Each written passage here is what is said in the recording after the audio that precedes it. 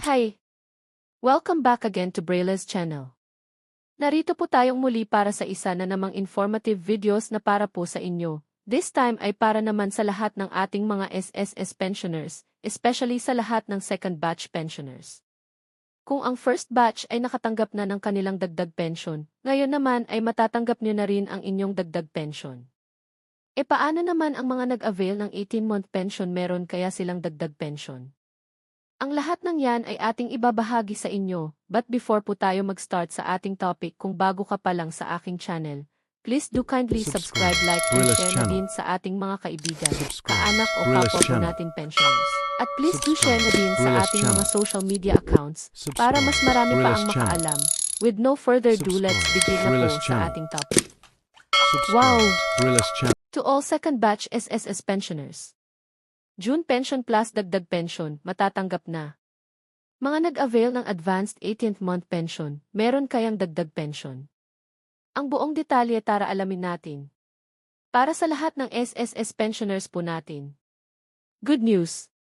Dahil nauna nang nakatanggap ang lahat ng first batch pensioners natin ng dagdag pension, ngayon naman ay para sa lahat ng second batch pensioners po natin ang makakatanggap ng kanilang second round of dagdag pension.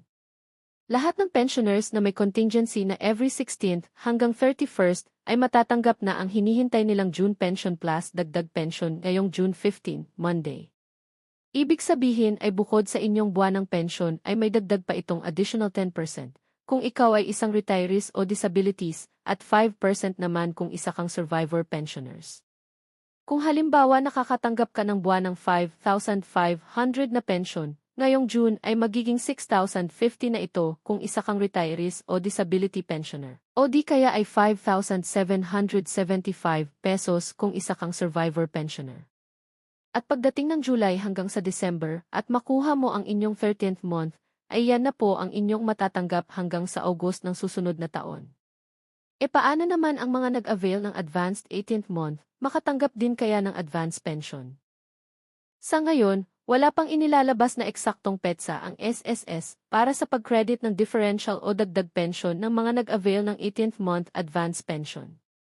Gayunpaman, kinumpirma ng SSS sa Circular 2026-002 na ang pension increase ay maaaring bayaran bilang differential sa ilang pensioners, kabilang ang mga may espesyal na sitwasyon at kailangang dumaan sa hiwalay na computation.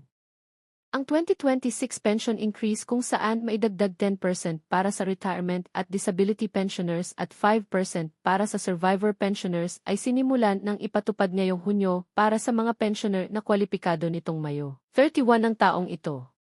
Ang mga nag-avail ng 18th month advance pension ay hindi otomatikong tumatanggap ng buwanang dagdag habang nasa advance period pa sila, kaya karaniwang kinakalkula muna ng SSS ang anumang differential na dapat nilang matanggap.